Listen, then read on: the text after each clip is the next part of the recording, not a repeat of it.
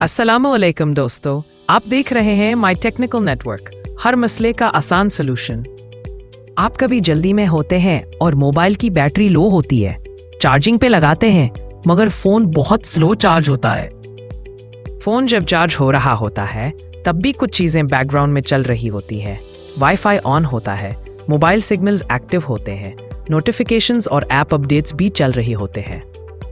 लेकिन एक simple trick से आप अपने फोन को 30% तेज चार्ज कर सकते हैं। सिर्फ एयरप्लेन मोड ऑन करें और मोबाइल को चार्जिंग पे लगा दें। अब देखिए फर्क अपनी आंखों से। Left side normal mode charging slow, right side airplane mode charging fast. अगर आप फास्ट चार्जर यूज करें और बैकग्राउंड ऐप्स मैन्युअली बंद करें तो चार्जिंग और भी तेज हो जाती है।